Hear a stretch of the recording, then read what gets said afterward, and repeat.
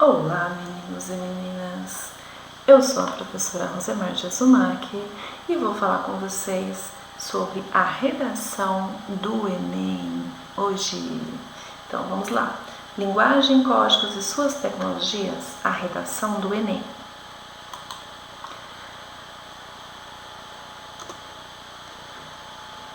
Para construirmos um texto dissertativo argumentativo, precisaremos a princípio de um tema. Esse tema é o assunto que vamos defender. Esse assunto ele terá que ter uma tese. Essa tese é a nossa ideia, o nosso ponto de vista que teremos que defender baseados em argumentos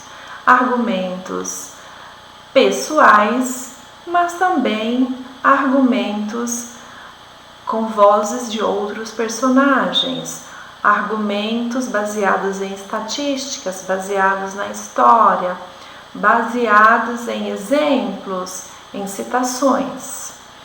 E temos que ter uma proposta de intervenção. Essa proposta de intervenção vai estar lá na conclusão. É quando nós não apenas defendemos uma ideia, mas propomos mudança e para melhor do assunto que estivermos defendendo. A prova de redação do Enem, ela exigirá um texto em prosa. Isso quer dizer o seguinte, não é um texto em verso, não é uma música, não tem rima, é um texto em prosa, do tipo argumentativo, daquele que eu exponho uma ideia, um ponto de vista, por isso ele é dissertativo, argumentativo porque eu tenho que dar minha opinião a respeito do assunto, certo? Além disso, além dos argumentos, além de defender um ponto de vista, uma tese usando os argumentos, eu tenho que finalizar, concluir esse texto, elaborando uma proposta de intervenção, como já foi falado aqui. O que precisa ter no meu texto? O meu texto ele tem que apresentar uma tese. A tese é a defesa. Então eu tenho lá o assunto, eu tenho uma proposta que é, por exemplo, defender uma questão ecológica da Amazônia. Por exemplo, eu tenho que me colocar, eu tenho que ficar em um dos lados da questão para defendê-lo. Né? Às vezes alunos perguntam, professora, eu posso colocar vantagens e desvantagens, por exemplo, eu posso colocar, falar do que é bom e do que é ruim? Eu posso, porém eu não posso ficar em cima do muro, como eu digo, né? Eu tenho que defender uma ideia, afinal de contas eu tenho que ter opinião no texto dissertativo argumentativo, certo? Então, eu vou apresentar uma tese, essa tese ela precisa ser bem elaborada para que o meu leitor, a gente quando vai escrever, a gente tem sempre que pensar que tem alguém que vai ler, né? Não é só a pessoa que vai corrigir a redação do Enem, mas independente disso, a gente tem que pensar, a gente tem que sempre escrever para alguém, que alguém vai ler esse nosso texto, né? E aí, a gente precisa pensar assim, essa pessoa já tem que entender desde o início qual é a minha ideia. Na introdução eu já preciso apresentar um ponto de vista, uma ideia minha. Não vou ainda argumentar, mas já vai ficar claro para o meu leitor o que eu vou defender, certo?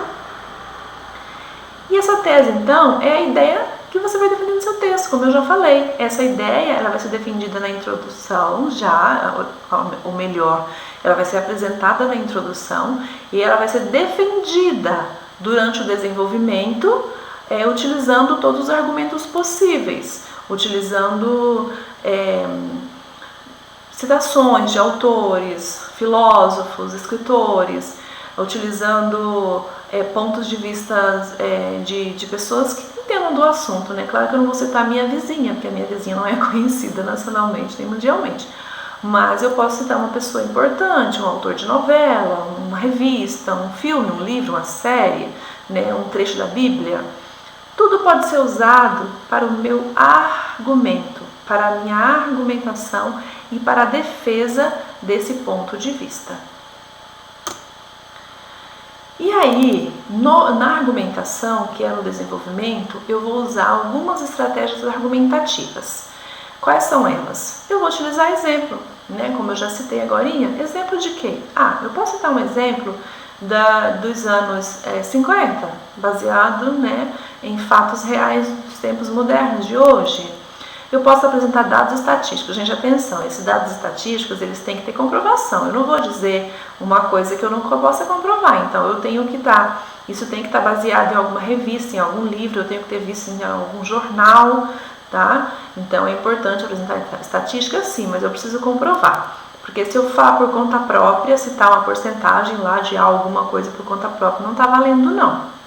Só vai valer se esses dados forem comprovados através de estatística, mesmo que tenha aparecido numa revista, num jornal ou algo assim, tá? Então, eu não posso ser, por exemplo, incoerente, dizer que 40% das crianças no Brasil não são bem alfabetizadas até a 4ª série, tá? Eu não posso ser irresponsável a ponto de citar uma coisa dessa se eu não sei dos fatos, se eu não vi isso em nenhuma revista, em nenhuma, sei lá, televisão, jornal, se eu não li isso em algum lugar, né, realmente sério, eu não posso citar, tá? Então, quando a gente não tem certeza, quando a gente não leu em nenhum lugar, a gente pode sempre utilizar maioria, muitos, grande número, tá? As pesquisas também, mas a pesquisa também tem que estar comprovada, né, em algum lugar, em alguma revista, em algum jornal. Os fatos comprováveis também não muda muito, é isso aí. Às vezes eu não preciso nem citar isso em algum jornal ou alguma revista, mas os fatos têm que ser comprovados, por exemplo. Todo mundo tem que ter conhecimento. Então, nesses fatos comprováveis aqui, pode ser que não seja algo que eu tenha lido, mas uma notícia que o mundo todo ficou sabendo, né? Então, um acontecimento, uma tragédia ecológica que todo mundo ficou sabendo. Eu não preciso ter lido isso e dizer em qual revista que eu li, em qual jornal que eu li, porque todo mundo fica sabendo, né? São coisas assim que todos têm conhecimento. Citação ou depoimento de pessoas especializadas no assunto. Um político, um estudioso, um cientista, tá? Pequenas narrativas ilustrativas. Atenção, não vamos escrever um texto de Enem cheio de história, porque o texto do Enem ele não é narrativo, ele é dissertativo argumentativo. Porém, eu posso fazer um pequeno resumo. Por exemplo, lá na introdução, eu vou falar sobre um assunto atual, eu posso fazer um resumo, né, uma ilustraçãozinha do que eu quero falar, contando uma pequena história, mas isso tem que ser em poucas linhas, tá? Alusões históricas e comparações entre fatos, situações, épocas ou lugares distintos, é muito importante, por isso que é importante a gente estudar tudo, né? História, geografia, porque só assim eu vou aprender, eu vou conseguir fazer essas alusões aqui históricas, tá? E a proposta de intervenção que é na conclusão, tá? Na conclusão eu tenho que ter uma proposta de intervenção que vai facilitar, que vai ajudar, que vai fazer com que quem lê a minha redação entenda que eu não só sei defender essa ideia, mas eu também sei sugerir que algo possa melhorar, né? E lembrando assim, gente, na conclusão, que é onde eu vou utilizar aqui essa proposta de intervenção, eu preciso detalhar, tá? E outra coisa, essa proposta de intervenção ela é obrigatória na redação do Enem, tá? Esse tipo de conclusão é obrigatório na redação do Enem. Existem outras formas de se concluir um texto dissertativo argumentativo. Eu posso, por exemplo, fazer um resumo do que eu já falei, reforçando a minha ideia. Mas no Enem não pode, no Enem é proposta de intervenção. Então, no Enem é onde eu vou usar os agentes detalhadamente. Quem são os agentes? É quem pode fazer alguma coisa, eu vou citar quem pode fazer alguma coisa, o que vai ser feito e como vai ser feito. Então, se eu citar, por exemplo, o governador do meu estado, né, o governo federal, uma instituição filantrópica, eu vou ter que dizer como que eles vão fazer isso também.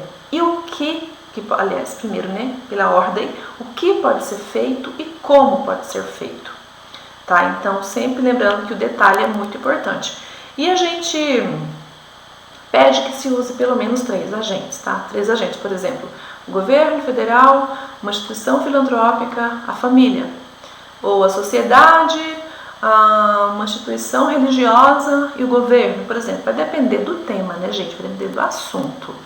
Isso é muito, muito importante, tá? A utilização desses agentes aqui. Depois nós vamos falar sobre eles numa próxima aula. Eu coloquei aqui algumas competências para vocês entenderem qual é o critério da avaliação do Enem, tá certo? Então, como a redação será avaliada, tá? Os professores avaliarão o seu desempenho de acordo com os critérios do quadro a seguir, tá? Competência 1, 2, 3, 4 e 5, né? Da redação aqui nós estamos falando, tá?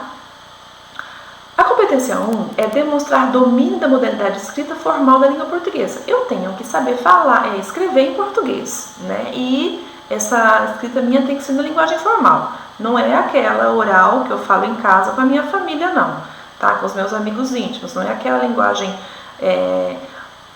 formal, oral que eu costumo falar e na hora de escrever eu escrevo do mesmo jeito que eu falo. Não é assim, não. É a linguagem formal mesmo, tá? Cuidando com acentuação, com pontuação, direitinho, tá? E sem gírias. As gírias elas só podem ser utilizadas se for para citar exemplos. Competência 2. Compreender a proposta de redação e aplicar conceitos de várias áreas do conhecimento para desenvolver o tema. Então, quando eu ler a proposta de redação lá do Enem, eu já tenho que entender o que eles estão querendo que eu faça e eu vou utilizar todos os argumentos possíveis e a estrutura dissertativa argumentativa certinha. Introdução, desenvolvimento, conclusão. E lembrando que o texto tem que ser em prosa e não em verso, tá? Essa é a competência 2. Na competência 3, eu vou selecionar, relacionar, organizar e interpretar informações, fatos e opiniões. Ou seja, eu vou pensar em tudo que eu sei sobre o assunto, em tudo que eu ouvi alguém falando, em tudo que eu vi em revista, em jornal, em livros, e vou organizar minha ideia para defender meu ponto de vista baseado em cima disso aqui, tá? Na competência 4, eu tenho que demonstrar conhecimentos linguísticos. Então, às vezes, os alunos não entendem muito bem por que a gente estuda no terceiro ano. A gente estuda, por exemplo, as conjunções, né? Lá nas orações coordenadas sindéticas, a gente vai estudar as conjunções, contudo, porém, no entanto, entretanto, e às vezes os alunos não entendem por quê, né? Porque vocês vão precisar muito disso na redação do Enem, né? Vão precisar de uma conjunção para confirmar uma ideia, para explicar, para justificar, ou até mesmo com a ideia de adversidade, como é o mas, por exemplo, tá? Temos que aprender a utilizar demonstrar conhecimento desses mecanismos aí, tá? Não só as conjunções, tá? As preposições, os pronomes, porque a gente não vai ficar o tempo todo falando o nome de uma pessoa, você pode usar um pronome, né? Ele, este, essa, por exemplo, para substituir. Enfim, usar sinônimos, né? Na hora para não ficar repetindo muito uma palavra e assim vai, né? E a competência 5 a gente vai elaborar a proposta de intervenção, então, que é a última competência e é lá da conclusão, que a gente vai elaborar uma proposta respeitando os direitos humanos, ou seja, eu não posso ser preconceituosa, eu não posso xingar, né? Eu tenho que ter, como se diz, eu tenho que ser elegante, né? Eu posso até dar minha opinião, porém de uma forma elegante, sem xingar e muito menos ter preconceito, né? Que preconceito tá fora de moda, né, gente? E aqui eu coloquei um quadro mostrando para vocês a pontuação que vocês vão tirar em cada, por exemplo, na competência 1, eu coloquei só a competência 1 aqui. A competência 1 é aquela que eu acabei de falar, né? Aquela competência em que eu tenho que demonstrar domínio da modalidade escrita em língua portuguesa, tá certo? Então, para eu tirar uma boa nota nesse Enem, eu tenho que demonstrar alguns conhecimentos aqui linguísticos, né? E quanto mais eu demonstrar, mais pontuação eu vou tirar. Então, a pontuação máxima da competência 1, por exemplo, são 200 pontos. Para eu tirar 200 pontos, eu tenho que demonstrar excelente domínio da modalidade de escrita formal da língua portuguesa. Eu tenho que saber escrever com concordância, nominal, verbal, pontuação e acentuação adequadamente.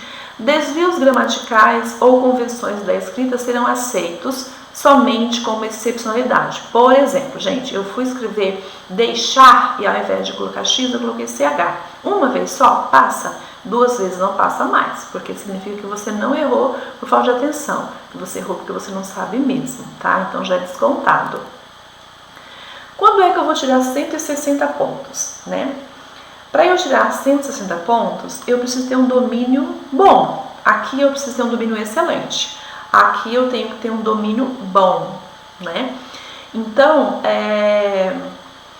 eu preciso saber escrever ali em língua portuguesa. Não posso usar gírias, tá? Não podemos usar gírias só como exemplo mesmo. Só que eu posso ter uns errinhos, assim, eu posso cometer 2 errinhos, eu posso esquecer de colocar acentuação em uma palavra, saúde, tem acento, eu esqueci de colocar. Eu esqueci de colocar um ponto de interrogação onde deveria, escrevi direto, tá, passa. Porém, a nota vai cair, tá? Cai mais para 120 pontos quando o domínio for mediano, aquele aluno que erra bastante, que não erra só 2 palavras, em um texto de 30 linhas erra 5 ou mais palavras, tá? Então, entende-se que o domínio é mediano. Não só, eu digo da ortografia, mas assim, falta de pontuação, falta de acentuação, tá? E cai mais para 80 pontos quando o domínio for insuficiente da modalidade de escrita formal da língua portuguesa. Ou seja, como que uma pessoa vai para a faculdade e não sabe escrever direito, né? E depois, como ele vai para o mercado de trabalho se ele não sabe escrever?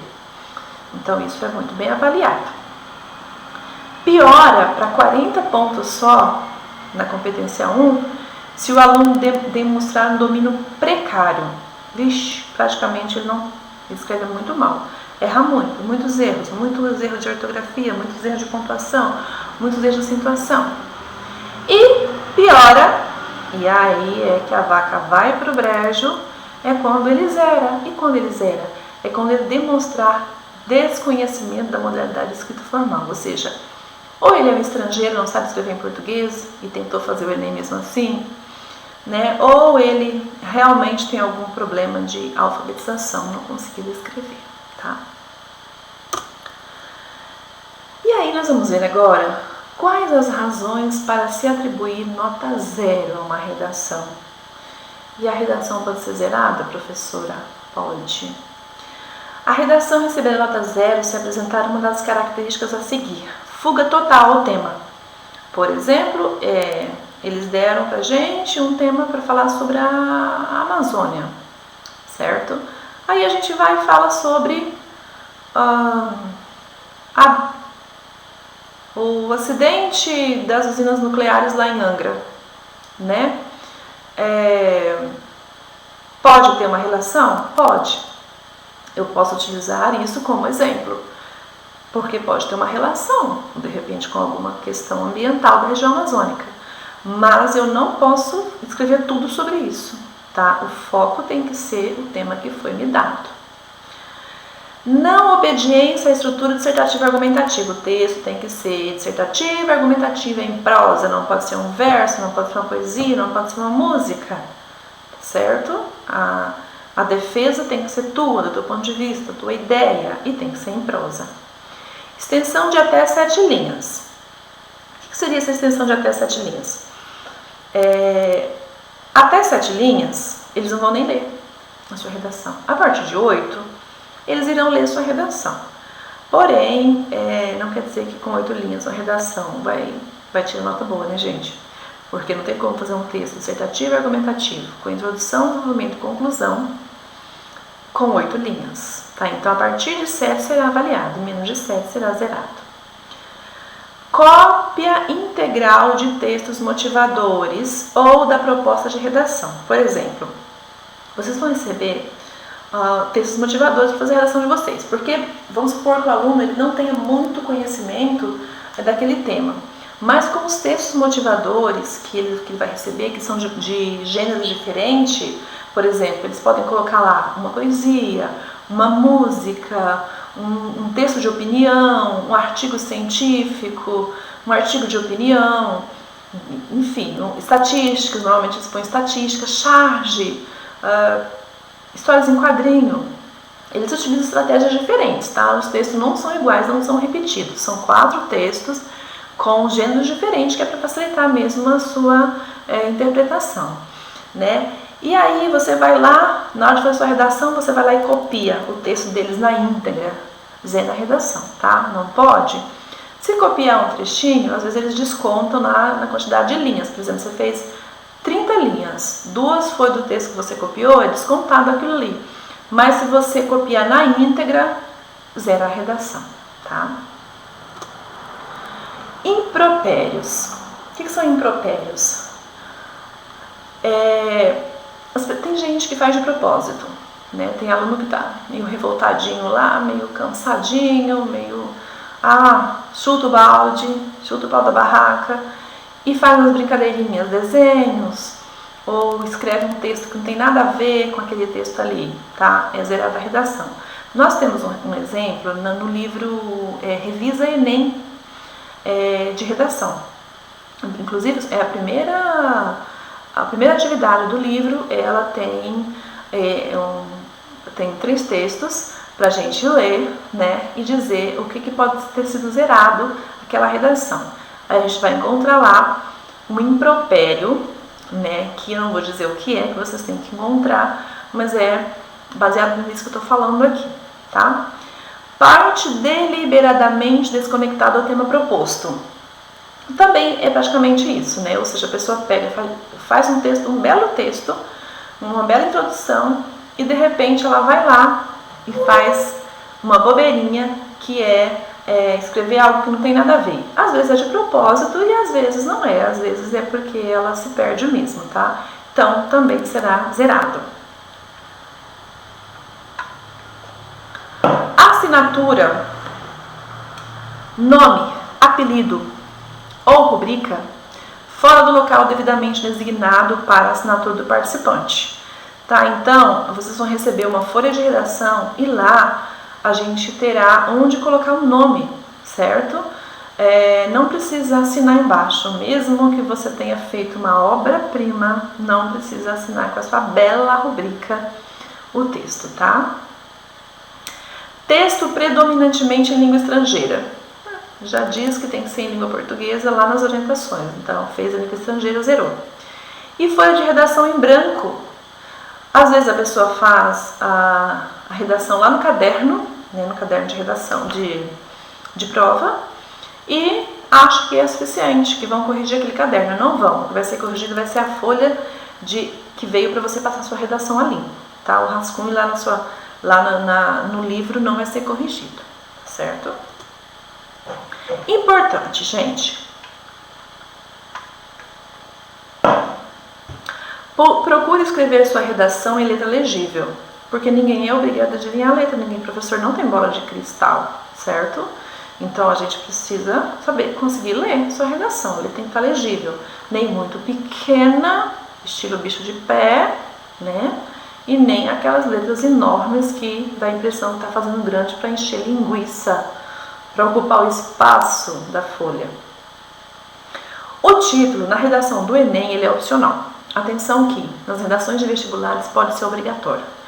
Na redação do Enem ele é opcional, isso quer dizer que você vai colocar se quiser. Porém, se você colocar, ele vai contar nas linhas. Então, você faz 30 linhas. Você tem que fazer, por exemplo, 30 linhas é o limite. Você tem que colocar o título mais 29, porque se colocar o título mais 30 linhas, vai passar, vai ser 31. Entendeu? E também não vai ser avaliada lá nas competências da matriz curricular, né, do Enem, que nós já falamos aqui.